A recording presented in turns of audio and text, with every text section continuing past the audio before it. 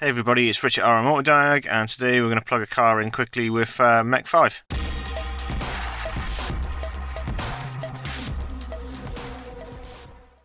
Okay, so just a quick one today on Mech5. A few people have asked if I've got it. I do.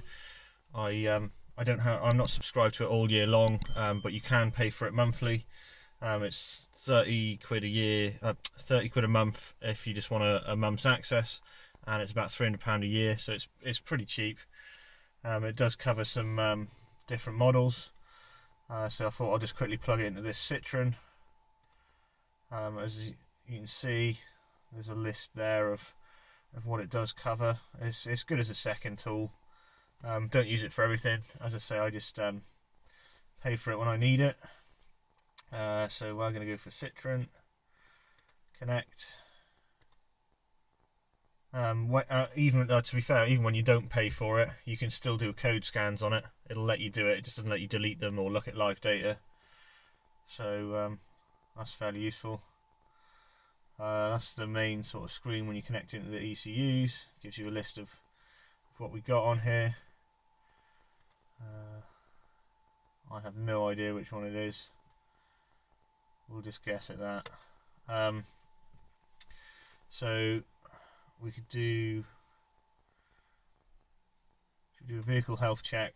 Now what that's going to do is we're going to check all the ECUs for faults, and it'll take a snapshot of the ECUs, which is all the live data as it sits. It'll take a picture of basically for you and put it into a big list, which is pretty handy sometimes. You can see it's relatively quick. It's made for cars just 2005 onwards. So that's pretty useless if you want any of the older stuff. There you go. It's gone through everything. We've got some faults here in the airbag, and there that one is.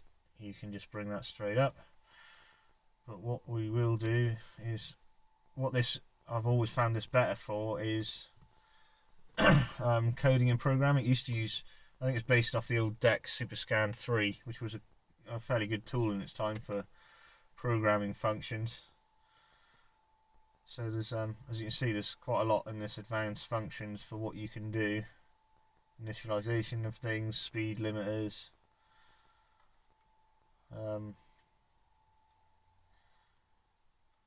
Let's say there's quite a lot of different bits and pieces here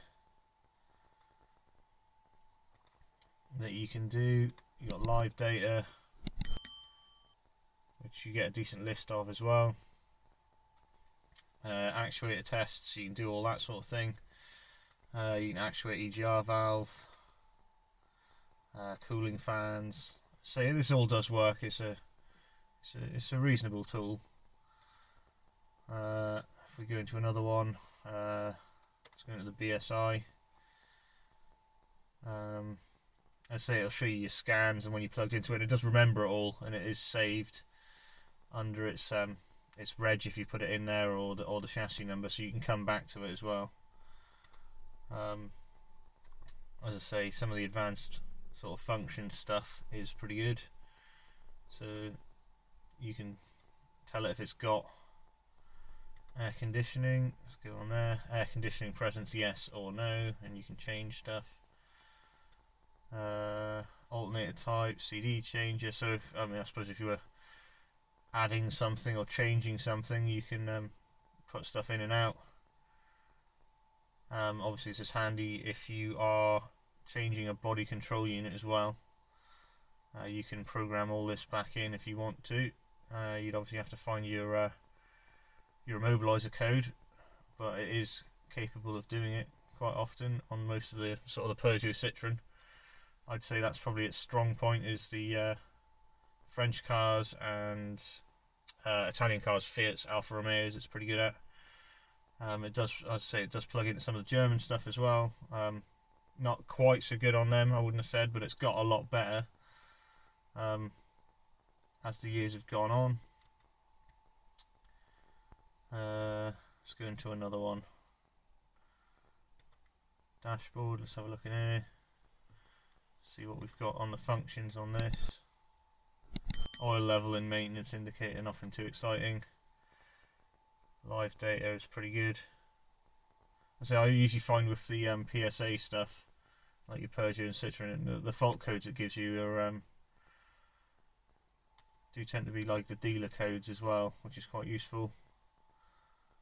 And switch module, let's have a look in there, see if there's anything on this.